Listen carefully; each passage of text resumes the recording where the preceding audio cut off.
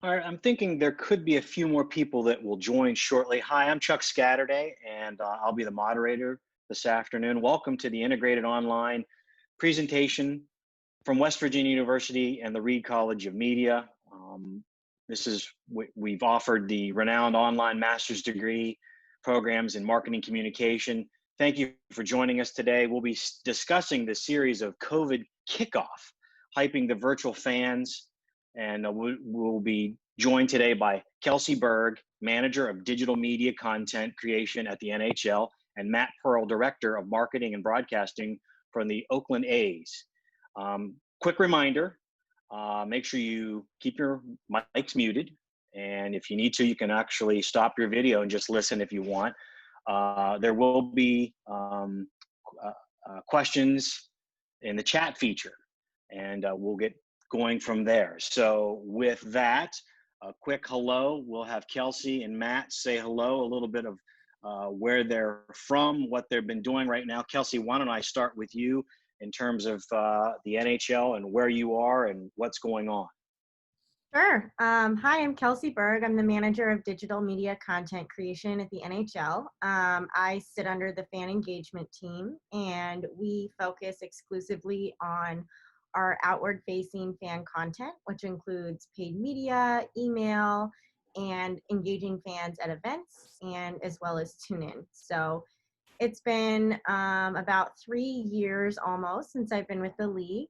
I specifically focus on the content side of the business, so how to connect kind of our fans through the whole funnel, and working closely with my counterparts on across the organization really to tie together messaging on marketing campaigns and everything, broadcast. I mean, we work with every department, so it's a lot of fun. And I love hockey, so I'm a sports girl. I was in golf before this, college golfer. I never played hockey, but I've always loved the sport. So when I got this job, it was like, wow, this is surreal. Like, I'm here. So that's a little bit about me. Awesome. Matt, same with you and what you do currently. Sure. I'm also a hockey fan, but so it's a shout out to Kelsey, but I work in baseball now. I'm responsible for essentially what we consider to be customer acquisition for the A's. We have a history kind of historically of some of the weaker customer acquisition and fan metrics that you could have, everything from season ticket holder bases to TV, linear and digital ratings, et cetera. So my job for the last 4 years has been acquiring customers and then kind of beginning the process of nurturing them into fans who become loyal and passionate and buy tickets and watch games, et cetera. So my responsibilities include kind of all of our go-to-market messaging and how we attract and find customers through paid media, certainly. There's a separate group that kind of handles what I would say to be Kelsey's specialty, the fan engagement social side.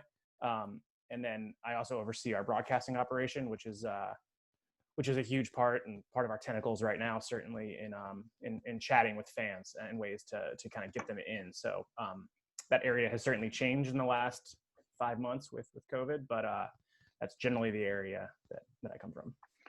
Perfect. So for all that have joined in, thanks again for joining us here on this Tuesday, the 4th of August.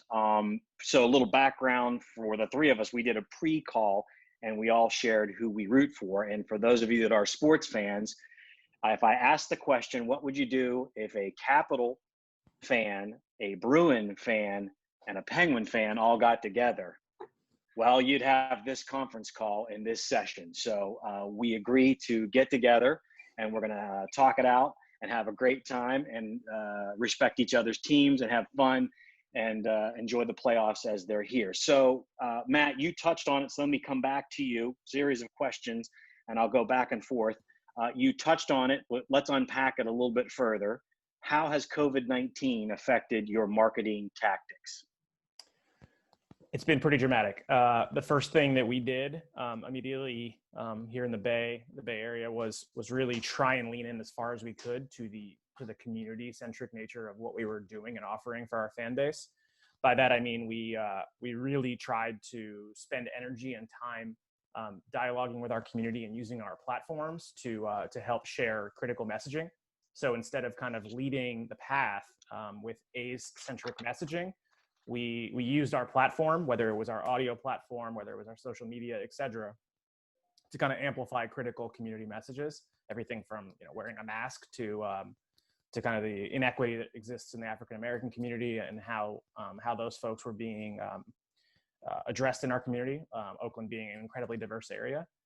And then lastly, kind of as we started to evolve towards a season, really stepping away from paid media for both, for a number of different reasons that I can get into, but stepping away from paid media and really spending more and more time on our own channels, sharing messages for our fans and at critical times.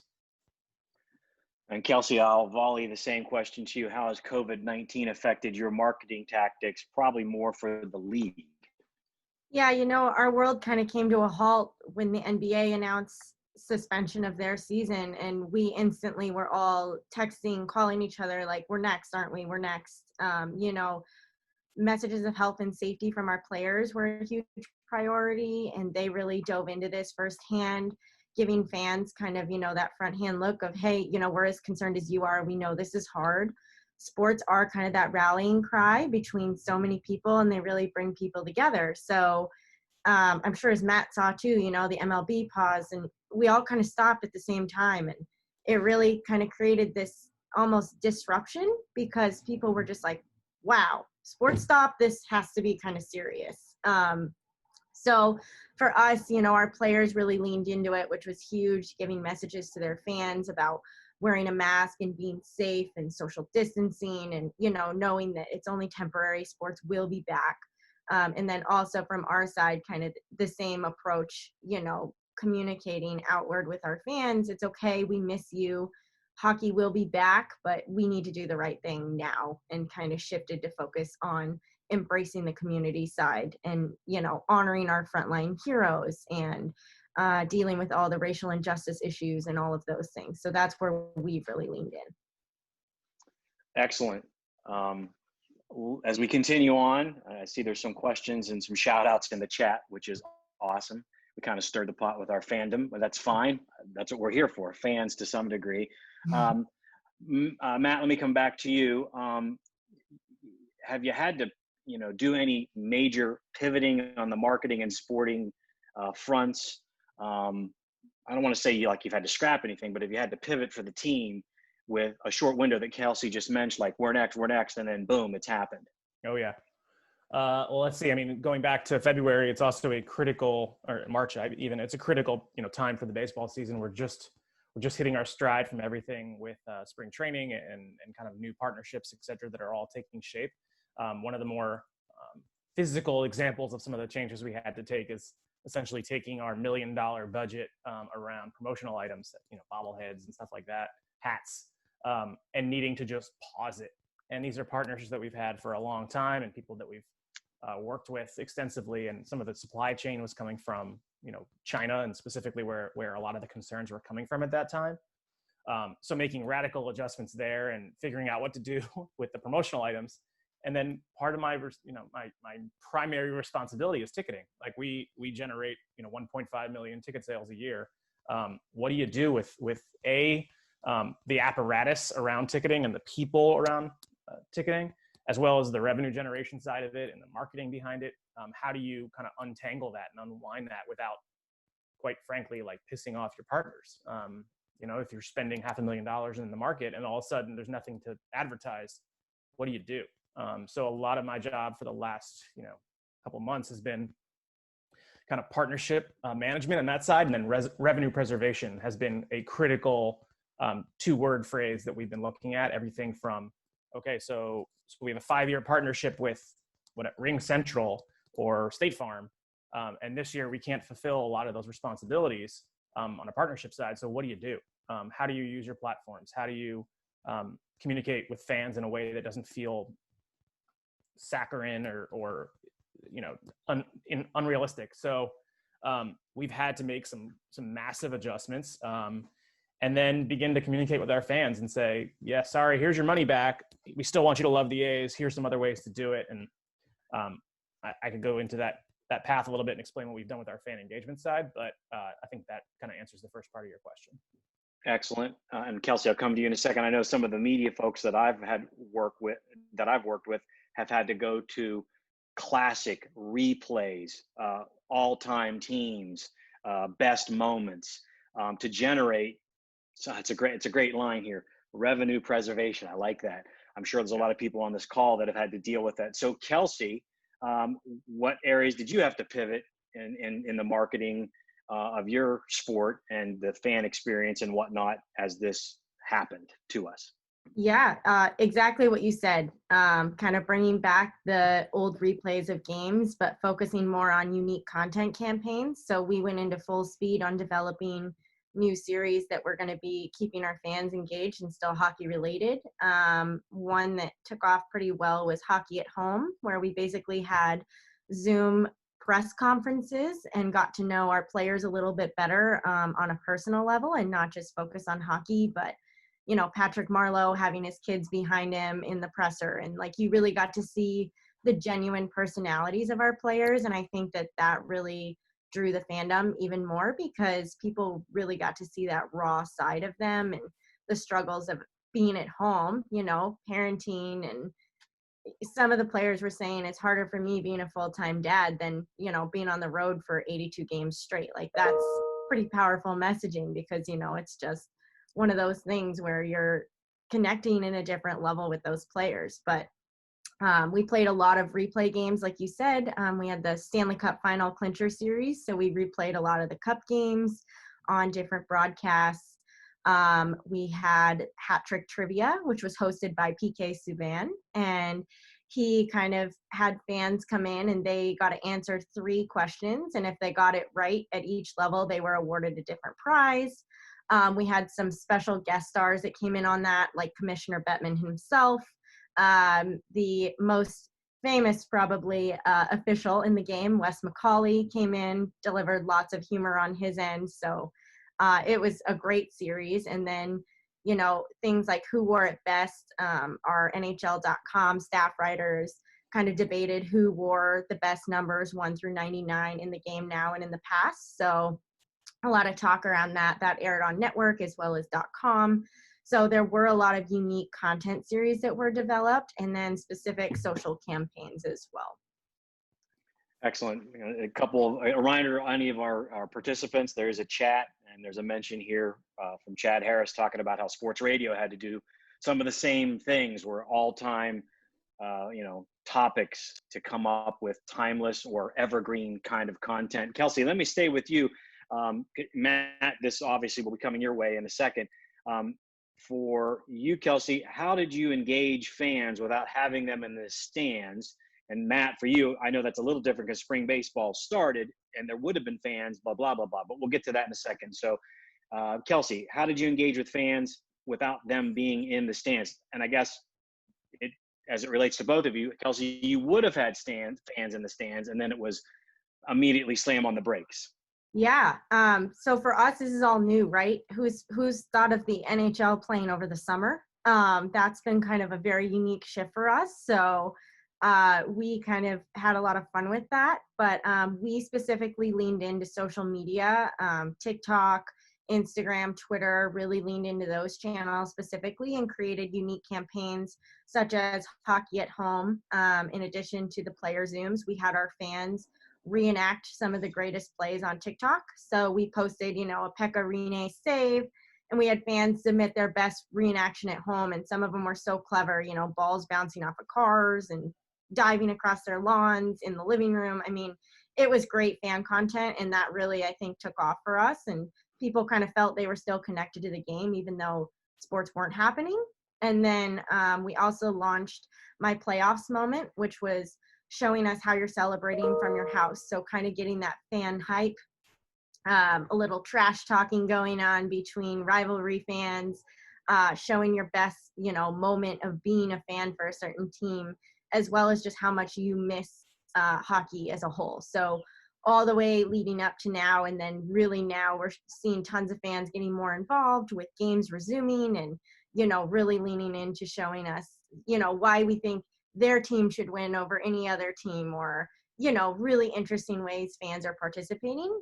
But in addition to that, I think the biggest thing for us to kind of kick all this off was back in, I believe, April or May. We teamed up with about 13 of the other leagues, and we launched the Real Heroes campaign. I know pretty much all the major leagues were involved with that. And that was a big kick for, I think, all of sports, because it was the first time that really everyone's collaborated on the same level to drive awareness and excitement and gratitude toward frontline workers.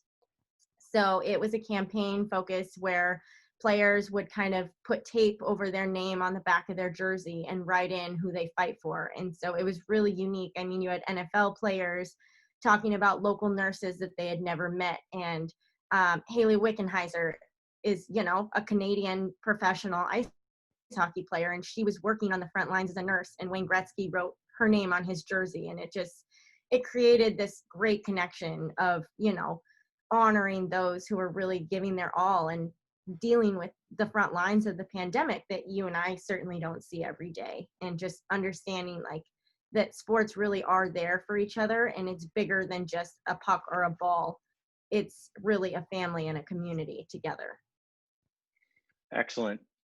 So Matt, same question for you. You would have had fans for spring training, and I actually feel like there were a number of people just wanting to be outside and getting to spring any kind of baseball in the Florida and Arizona areas, and then we had to all stop. So how has the Oakland Athletics and even Major League Baseball had to engage with fans without physically not having them in the stands?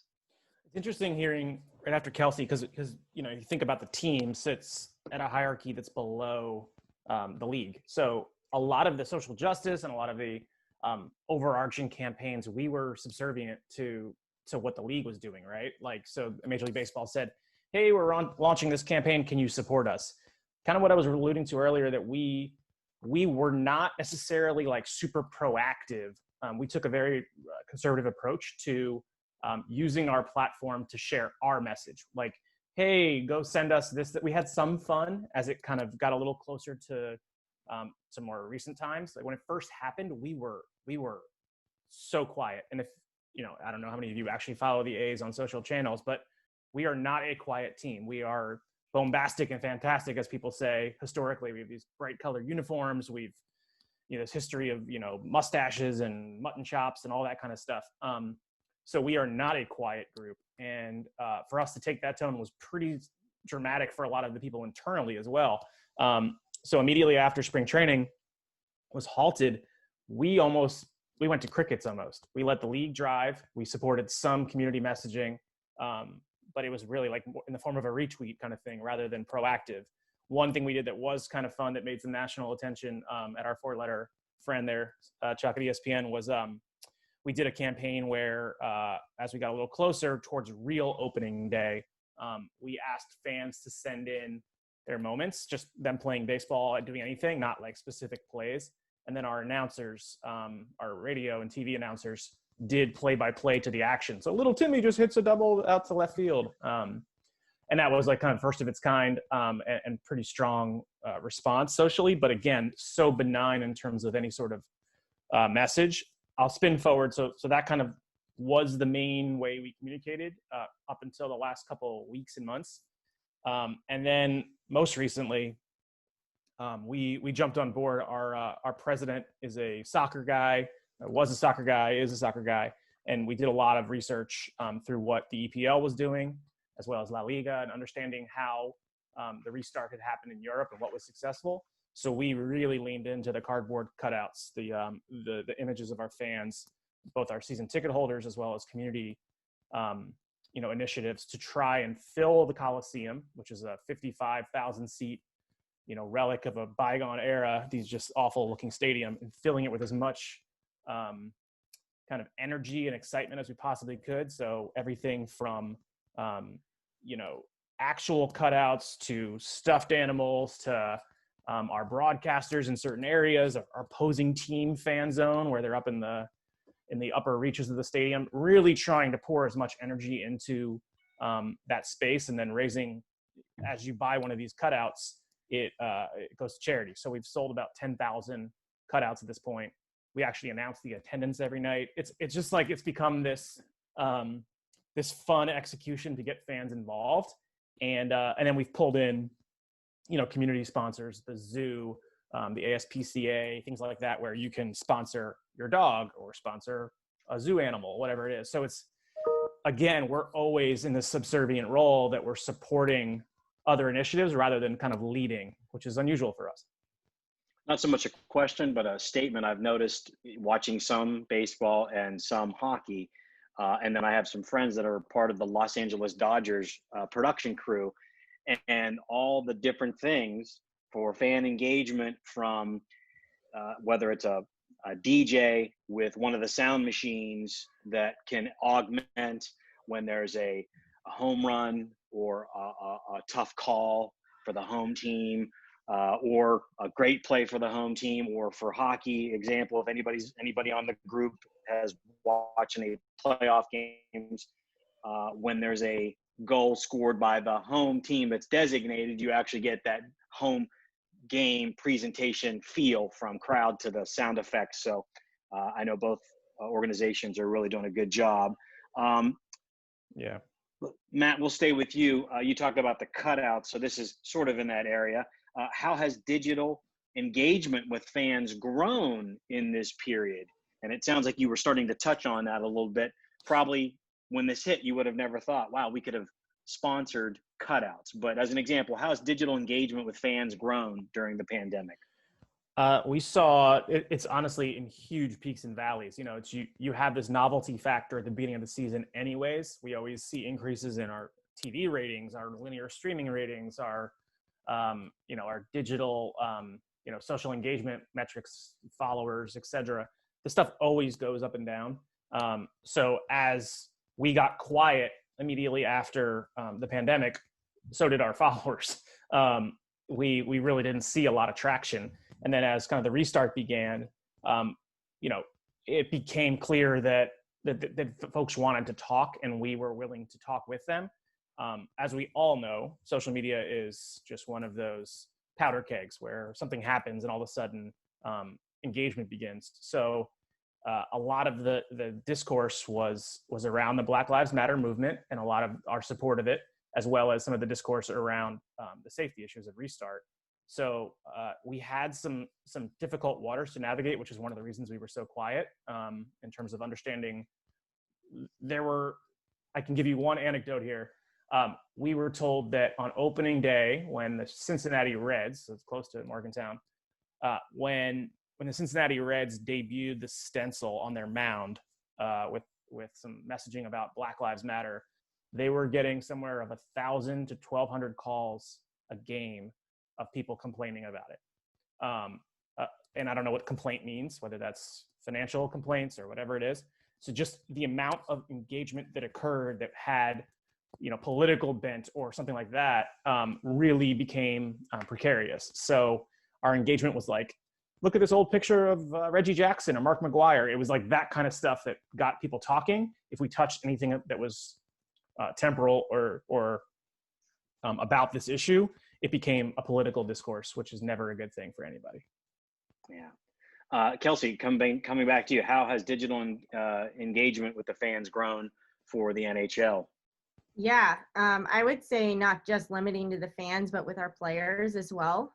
We had over 500 of our players lean into social media during the entire pause, which is pretty much unheard of because we like to call them hidden and humble. They got their big masks on. They're pretty humble people, quiet personalities for the most part. So we love to see this because the players were really starting to express themselves more, which got the fans more involved. So you saw, players skating around their houses on rollerblades, players getting on TikTok, meeting more of their pets, their home workouts, which is something that happens in the off season, but also you had things where, Austin Matthews and Justin Bieber were on FaceTime and you got to kind of see what they were chatting about because they're bros, so it was really interesting to see our players lean in. And then from there, it really kind of sprung that fan involvement. So I would say tons more fans were participating in our social and digital driven campaigns.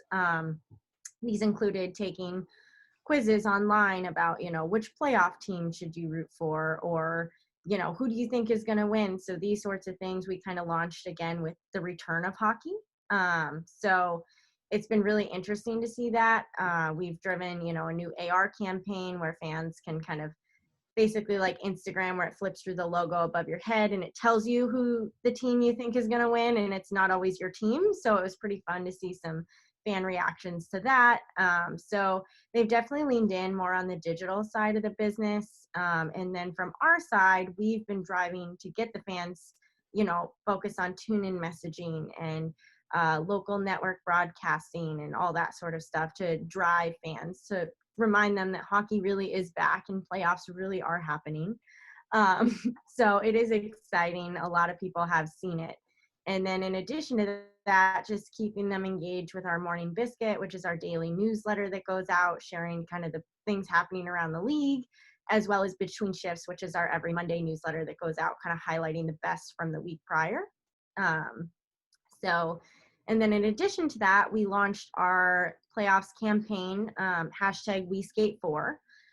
We left it pretty open-ended, which was awesome. And that's kind of been, as Matt was saying, our harness to supporting the racial injustice feature, because it really left a lot of leniency for the teams to skate for specific people in their markets, as well as us to kind of look toward supporting the Black Lives campaign and equality, which are all over our players' hoodies. Like they all support it. There's a place on the sleeve that they can write in what specifically they skate for. It says I skate for. So that's been pretty powerful message, giving the players that platform to really talk about, what's important to them and passionate for them. I'm sure several of you saw Matt Dumba's speech the other day to an empty arena. It was powerful and moving, and it really touched a lot of people in a lot of ways. So I think it's given everyone a platform to say what they skate for, and similar to our Hockey Fights Cancer campaign of what do you fight for, sort of a thing. But it just really gives that powerful message of hockey is more than just a game. It's really a family, like I've said several times. That's great. I would say on the fan engagement, I know one of the entities that I have a relationship with, we did Trivia Tuesday, and that could be exactly what you would think it is, but also we would do crossword puzzles. And it was amazing to me that one of the social media folks that was on my team, the previous job that I had, he would put out a crossword puzzle about every 3 to 4 weeks, and it might be 10 down and 10 across. That was it. And people just love filling it out because it was something to do. Yeah, we did a spot the difference campaign. So we took images of players and just made some little tweaks and had some fun, made them pretty hard. So that was a good time, but some similar stuff we did as well. That's good. It's almost like Where's Waldo, but slightly different. Yeah. So Matt, this might be a little more for you, but Kelsey, well, I know you deal with the broadcast part of each of your areas, but I'll go to Matt first. What broadcasting challenges have emerged with COVID-19 for you, Matt, and the Oakland Athletics? Wow, this is I could spend an hour doing this one alone. So I oversee our TV property and our audio property. So let's start with TV. We have a contract that's 30 years long with NBC Sports California, which is our RSN. Nothing to do with the national games that get picked up by ESPN or Fox, etc. So of that 162 games, I have talent contracts. I have responsibilities of things I'm supposed to execute in the broadcast for them, and vice versa. They produce it, but I execute, and my team supports them in a lot of ways.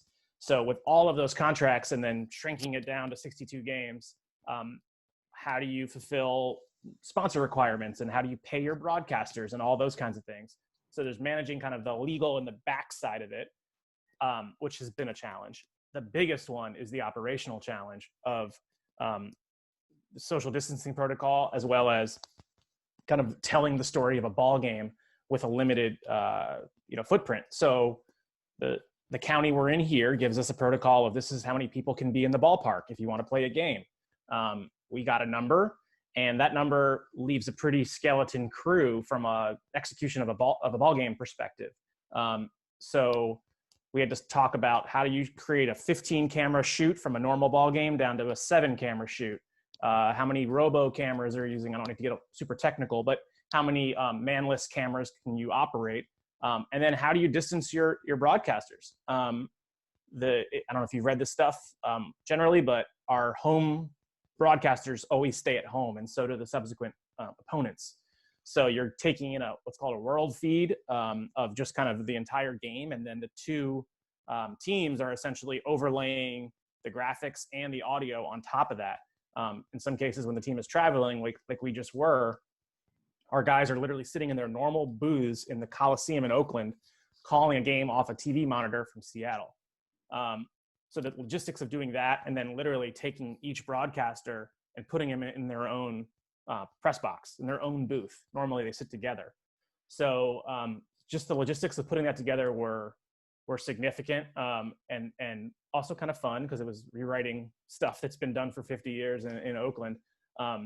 So putting together how that executes, and then what does the experience look like for the fan? Everything from what are the new camera angles that have to change as a result of not being too close to the players.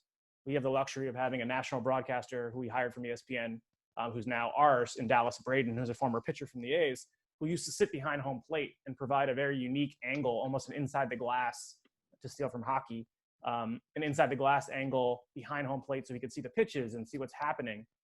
The league made us take him off the field. Like, he can't be that close to the players. So where do we put Dallas that still is a safe space, but also gives them the access that not only we want, but also we sold into? We literally sold contracts to sponsors that said, you can be the sponsor of Dallas on the field. So what do you do now that that's gone? How do you unwind that? That's the TV part. And super quick, I know I'm going on because I could go forever.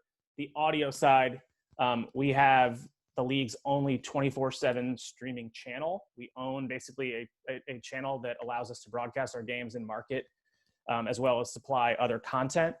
So with COVID, it created a lot of programming challenges in terms of access to the players, to do interviews, to do some of our live shows, which we used to do from the field. So we had to build literally a studio on the fly that allowed us to remotely produce a lot of this stuff, and create enough content, and create a mechanism by which we talk to our players. So literally every single interview that's happening right now, all the content's being done on like Google Hangouts. We're recording and editing. It's turned into a completely digital operation. Not that we were winding tapes before, but that we were in place and able to gather content from a broadcasting perspective in person, that now is all virtual. And so far so good, knock on wood, but it's been a lot. And that's great intel. I would encourage any of our participants today. There are a number of articles for behind the scenes, if you're interested in exactly what Matt was talking about, where the broadcast teams are literally staying at home and they're in different broadcast booths, but they're always working at their ballpark. I know there was one in the New York Post not too long ago about the Mets and how they're covering their games. And it's exactly as Matt just mentioned. And then how you do that workflow, how do you do the on-field stuff. So really interesting out there if anybody else wants to kind of do some research on their own. So Kelsey, you've got maybe television isn't necessarily as detailed as what Matt just went into, but what broadcast challenges do you have with the emerging COVID? And as an example, I have been watching hockey, the in-between ice interviews, as Matt just mentioned. Usually it's your hometown person doing the intimate interview with player X. Well, now it's a voice of God with a player standing in front of some NHL type background, and you hear 2 or 3 questions and then the player exits stage left. So as an example, what have you and NHL have to deal with? Yeah, so it's very similar to what Matt said. Our challenge is we're in bubbles, right? So we're in 2 separate bubbles in Edmonton and Toronto. Once you're in, and once you're out kind of a thing. So, we've really limited the exposure to COVID. We just actually got our results yesterday and had no positive cases. So that was very exciting for us. But we are limited to staffing. There's very minimal staffing that was allowed to come into the bubbles to begin with. So we have a set camera crew that's kind of working at both. And those, similar to what Matt said as well, are then being fed out to the RSNs, who are then overlaying things for their local networks. That includes, if they want to feature crowd noise, they can add that. If they don't have to, sort of a thing. So leaving it very open-ended to be tailored to each specific market and what their broadcast is. And then we also have NHL TV, where you can kind of see every game except for your blackout games in your local market. But it's been unique in a sense that there is limited staffing. There is not the fans in the arena, and hockey is such a hype sport. So how do you, set the arena up to be ideal viewing for TV, knowing that this is where all of your tune in is coming from? So that was very interesting, where they place, the specific, covers for the seats and things. So it really makes the play really easy to follow on screen. So that was definitely a big challenge, I would say, for the team. And then, again, just focused on camera angles. I mean, there's now cameramen that stand in all four corners of the ice, which is a little new. You normally don't stand in the tunnels, kind of more off to the side. So that's been a little different. But all in all, a lot of adjusting on the broadcasting side. That team has worked long and hard with our internal studios team to really make it a great virtual fan viewing experience. So I think they've done a very good job. When I watch the games, I'm enamored by just how much the ice pops compared to everything else, and it's super easy to follow the play. And I think they've done a great job shifting there, but something that just was amazing to me to watch every little piece that went into this. But like you said as well, the virtual announcers, it's not your home market. So they're in front of a backdrop and answering questions from their local reporters who are off site. No media is on site. So it's very different on how people are covering the playoffs itself, how players are engaging with the media, pressers, all those things. So it's been a really different experience. But as you said, the voice of God is just right there over your head, and you're just like, oh, where'd this lady come from? But it's kind of fun, actually, because if you're an avid hockey fan, who's talking, who it is. So it's been a good experience, I think. Actually, just a wild card question for both of you. I've noticed on the hockey, not so much baseball so far, with the seat kills, the camera angles, you can get, some very dramatic, I don't want to call them sky cam shots, but, jib shots for those that are familiar with the technology. And I know baseball's probably, with some RoboCams, getting in some other locations. But either one of you, have you seen the experimentation? And Kelsey, we're on you, so I'll let you answer with those interesting camera angles. And might some of them move forward? I don't know. Eventually, we're gonna have fans back, so you can't have seat kills like that. Yeah, it's interesting because there are really good angles because there are no fans, and that's always a challenge. People are blocking the ice, and that's a good thing because we want fans at our games. But at the same time, it's been unique, and I think it could adjust moving forward how they decide where to place cameras in arenas when fans return, just to give that better broadcast viewing experience. But I would say it's something that will be definitely reviewed and figure out potentially for the future how they want to move forward. But, I think this whole pandemic has changed sports forever. If you think about it, I mean, none of us really operated virtually before this. We were always in the offices and with every other team in the department. You're sitting with the broadcast team and the marketing team and the shop team and figuring out everything kind of right there. So it's been really interesting to watch everyone collaborate, remotely, and then figuring out now moving forward, how are we going to change as a league that's really made the fan experience better from home. I think Matt, any different camera angles for you that might move forward? Yeah, I mean, we've done a lot of different stuff. I think the interesting thing here is that baseball, and I think a lot of the leagues, just strive for access, right? It's how do we provide more cameras in more places that people don't see. I mean, yes, it's cool to put a camera in the dirt right above the catcher, or put a camera on the catcher, but how do we provide access to places that fans haven't seen before, and create that intimacy? And challengingly, one of the ways that you do that is by having a production crew right there to mic somebody up, or to put a camera in their clubhouse. We're limited, obviously, in what we can do and access because we don't have access to the players right now. So how do you get creative? Certainly we've put cameras in new spots, like that Dallas Braden spot that I referenced is literally sitting in the middle of home plate now, back about 10 rows. That's a wonderful seat that sells for thousands of dollars that of course is going to go away. We can't kill that seat. So there's going to be some challenges there. The other one that's really interesting for those of you that are aware of this stuff, but the still photographers also have a wonderful spot in the field. They're gone. The still photographers aren't allowed down on the lower bowl as well. So we can use that space for TV for the first time. So that's not going to stay either. Like we put a camera where the photographers used to be, but they're going to want their spot back when photographers want their stills. So a lot of this stuff is kind of specific to each stadium, but hopefully we see some cool stuff. We're rolling out a camera tonight in our tunnel, in our player tunnel, that'll show the players coming up and down the tunnels, but we could probably have done that without a pandemic. Even still.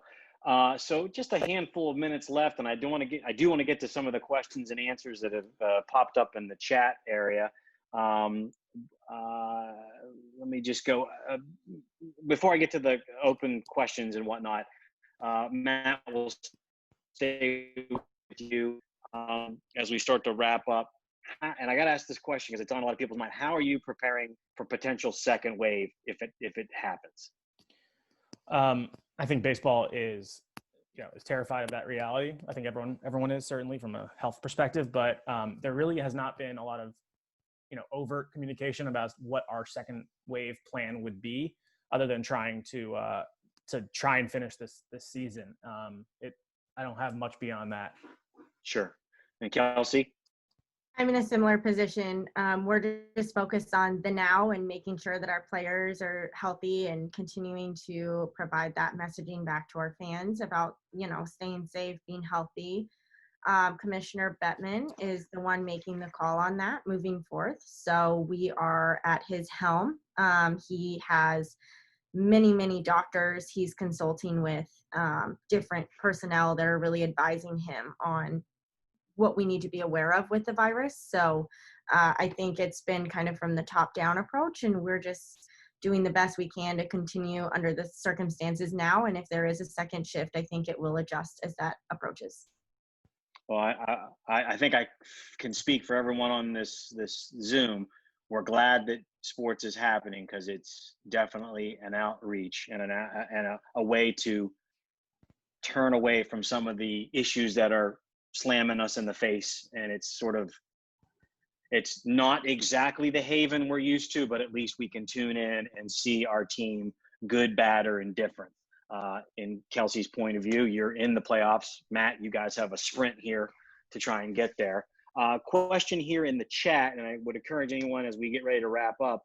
This is from Ryan. He says, and Kelsey, I'm on you. How are you adjusting future initiatives with regard to next season already, both as leagues and teams, shifting schedule? I know the pandemic has shifted schedules drastically. Just wondering how you're already preparing for next season. I've actually seen a couple drop-in promos on our local RSN for hockey coverage. Sure. So for us, we're obviously always thinking ahead, knowing that our schedule is completely out of whack. The Stanley Cup final will potentially end in October, which is crazy to say because that's usually when our next season would be dropping. So it's been a little bit of a shift. I think once we get through this season, we'll have more time to kind of download and figure out how to move forward. But, it's interesting because we are always thinking ahead. We are very focused right now, though, on the playoffs, but also have discussed, how this could change things for us moving forward forever. There's been talk from fans of, a shorter hockey season and this and that. And I don't know if per se that is in the conversation as of now, but, things that we're thinking about that we're hearing from fans and from team staff as well of questions that they have. So we're kind of taking it as they come in. We're obviously assessing the entire situation, but, we want to play as much hockey as we can and keep it as what I would say normal as we can. But we just kind of want to get back to that shift. On our side, it was interesting, kind of the future initiatives was we had, like I said, a lot of promotional items that had already been sold, and units that were coming in from China, from bobbleheads, etc., as well as really thinking about initiatives that we had planned for the season. One of which was the retirement of one of our numbers. So that was slated. We announced it. We were ready to go. That's like already in a position basically to program some of next season to begin with. So we're going to have kind of the ability to look at the schedule, which has already been announced for 21, and start to place some of those things and figure out ways to connect stories. But what do you do with 30,000 bobbleheads of a player? Well, you hope that player's on the roster next year, number one. And then you also hope that there's a story to tell behind it. But some of our stuff was very, middle of the road and able to slot a year later. What's the difference in retiring a guy's number a year later? So did we lose Chuck? Maybe. I think we might have. So then, you want to go to the next question, Kelsey? Yeah, go ahead. Do you want to keep going? When the time does come when fans are allowed to attend sporting events again, do you see any challenges to getting fans to come back to the games, with fans getting accustomed to watching from home, and different ways to attract them to the stadiums and arenas? You want to take that? Or you want me to? Sure, I'll start. So when it does come back time for fans to be back in arenas, we obviously want them to be comfortable in the arenas. We want them to, be feeling safe. I think there's a lot of health and safety protocols that the teams are exploring individually by market, including increased sanitization, different ways, contactless sort of food pickup, things like that are really just kind of changing the face of the game in arena. Coming back, I'm not sure if we will be at 100% of fans back in arena again, depending on the health regulations that are in place by market. So that could be an interesting thing, how they handle that. But I would say each specific team has taken health and safety precautions through their arenas that will happen moving forth, vaccine or not, just for best practices to avoid something like this in the future. I mean, candidly, it's a good question. I think the biggest challenge, this has been something that's been happening certainly in the NFL and certainly begun to found its way into other leagues, is the TV product is becoming so strong that how do you get people off their couches and into your ballparks or stadiums, depending on cost, et cetera. But I think going back to Chuck's prior point, sports are a diversion. We all know that the idea of sports is going to become even more and more distant as more and more people can't come in.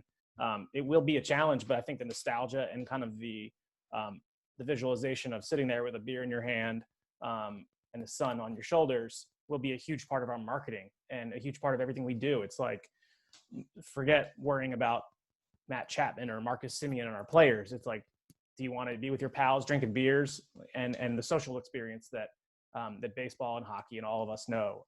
So I think you'll see a lot of folks leaning into that as much as possible.